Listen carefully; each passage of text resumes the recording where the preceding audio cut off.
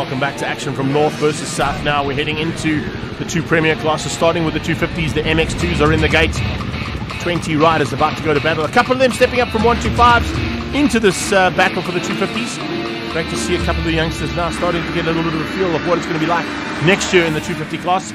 But into turn one, whole shot city. Is it Part05 or Ricky Raff? Looks like it. Actually, no, Jordan van Wyk. Jordan van Wyk has hit the front by the looks of it and got the whole shot there. So a nice start there from him.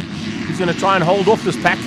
It's a big pack of very hungry riders. Nice to see the return of Mark Carty after that big crash earlier on in the season. He's been off with a big injury. Looks like he's back up and almost up to 100% fitness. Hopefully enough to get him up into the top 5 at least. Louis Mostert in there as well. Look out for Cole Meyer, Ricky Raff, Grant Frericks and Callum Marriott going at it big time. This is fantastic to see. 717 there of Marriott. Just closing things down there, but they've got a bit of work to do to try and catch the man out front. Frericks and Raff going at it though. Almost banging bars between the two of them. That is always fantastic motocross action when you see two riders fighting so hard. Raff hangs on for now though. Can he keep out Grant Frericks? Remember, Frericks has got a busier day in the saddle than what Raff has. He's running 125s and 250s and both on the same bike. So that little 125 might just be found wanting in certain areas against the 254 stroke. Here comes our whole shot man. He's dropped back down in the third place at the moment, but he's clawing his way back is Jordan van Wyk. Trying to get onto Raff and Frericks' tail. So he'll try and find a way through there potentially for the win. Not be ruined for the heat, but he's definitely going to be at the front end. Carty, as I said, back up and riding. Great to see that. Mark Carty back in the house and looks like running top 5. So not a bad effort there from Mark Carty on his return after injury. In the background as well, watching out for Blake Osner. Mark Anthony Philippe not quite having the start he wanted there out on number 136, but there we go. All of a sudden now Frericks has decided to turn the wick up. There is Callum. Callum's followed by Carty. That's your top 5 as they've gone through. So not really any changes there in amongst that top 5. It is Raff who leads out at the moment. Watching as well for Part05 and for a chance for him to come through. Haven't seen much of him, but the battle we've been concentrating on because it's been such a good one are those 3 riders. It's literally Marriott, 747, and of course that's Jordan van Wyk. But right now, Raff versus the 101 of Grant Frericks. Frericks now got his sights firmly set on Ricky Raff. Can he find a way past? Great to see if he can find a way through there, that is for sure. But now, as you can see, they come into the mix. And through this big left-hander, you can see sweeping through that turn. Frericks closed the gap down. Raff hanging on for dear life. Let's see what happens now on the final lap. Getting into the closing stages here. And in that final lap, there is a big push being put on here. Bit of changes there. Yes, there we go. Nice move on the inside. 747, that is Jordan van Wyk. He's now coming to the mix on the last lap. Perfect timing from Jordan van Wyk. He's going to be able to hang on. Looks like he might be able to. Jordan van Wyk has got through on Raff. Frericks has dropped back slightly. In fact, I think Frericks might have actually gone off track. I think it was just actually to get a bit of a warm-up for the 125. So I don't think he was in the battle really that much. Maybe just warming himself up there for the 125s. As the flag comes out, it's going to be Jordan van Wyk to take the victory in the heat. But will he get the overalls? There we saw Frericks coming across the line. As I said, dropping back slightly there. Part05 takes the victory ahead of Ricky Raff. And Jordan van Wyk wins out over Callum Marriott. Mark Carty back in the mix in 5th over Mostert and Cole Meyer. Stand by for action now. It's the final, and it is our Premier Class MX1s standing by in the gates there for North versus South 2024. Wheeler's had a fantastic day. Can he go and outgun the MX1s as well? Adriano Catalano is definitely looking for a chance to be at the front end. So is Calvin Jean-Jacques. Johan Vogelsang has gone on the inside line. He's looking for the whole shot. He is the king of the whole shots. And that inside line might be the spot for the number 5. But as he gets out the gates, it looks like it might be Frericks. No, look at that. It's Wheeler. Oh, a big crash in the background. Oh, a huge one there for Jordan van Wyk. And here on the sideline, Jaden Bruce Alexander gets sent to the side there by Calvin Jean-Jacques.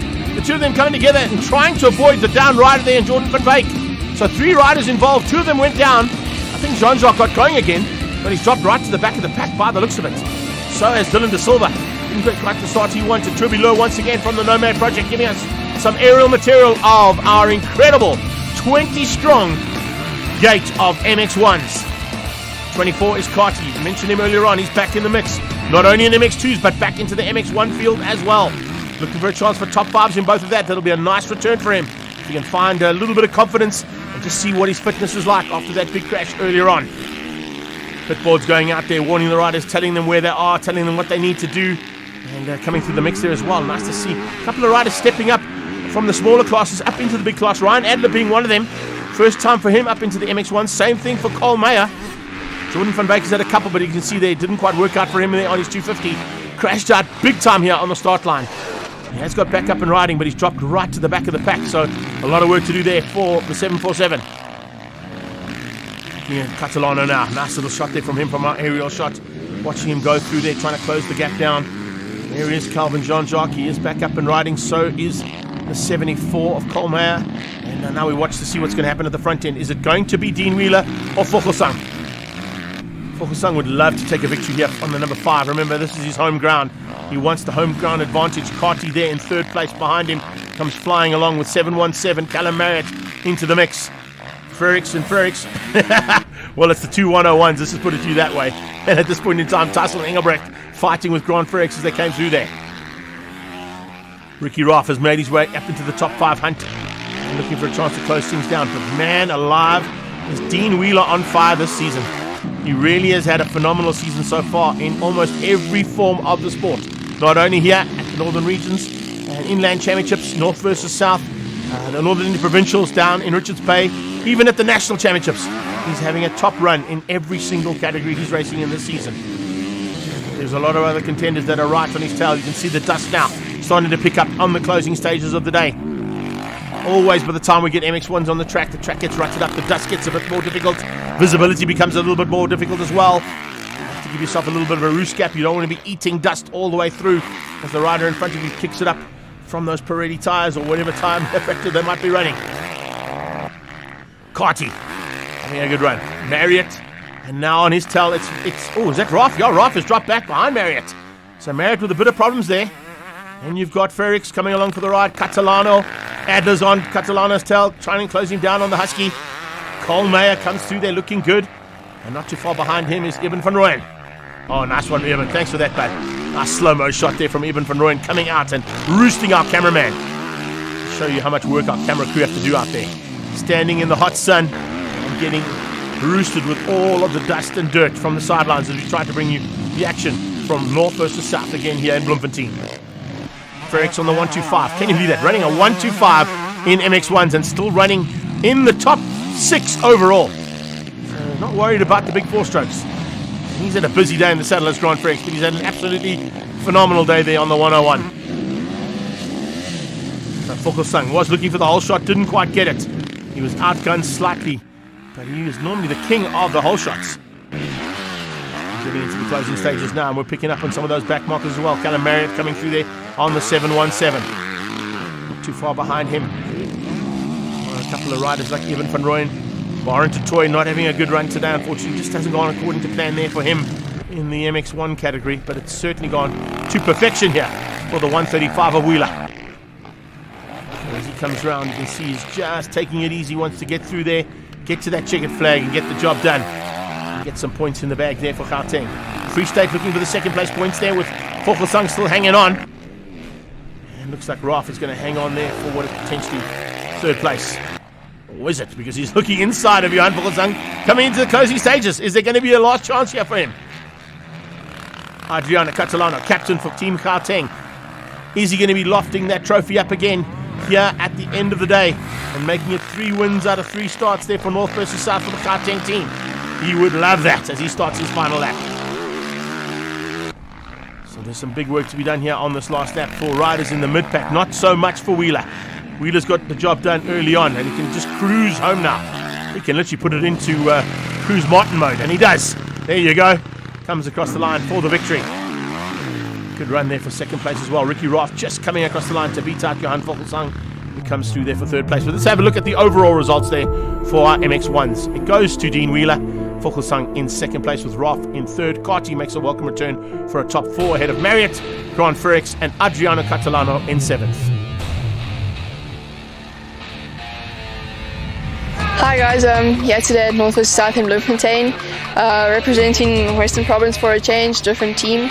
And yeah, I had a solid day out, had a crash in Moto 1, but yeah, it was a good day for me, went 1-1 in both motos, so yeah, happy to score some points for Western Province, and yeah.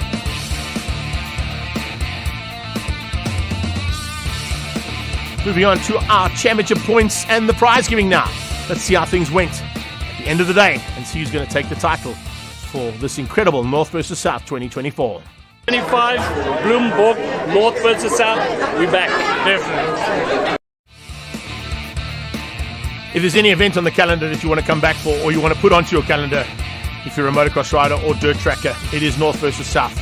Arguably the biggest motocross event in the Southern Hemisphere, and definitely another successful one from Xavier and his team and all the riders and sponsors involved. Always great to see the youngsters getting up on that podium and loving the fact that there is an official podium here for every single one of the aspects that have been raced for today. Northern and Provincials, Inland Championship, and North versus South as well.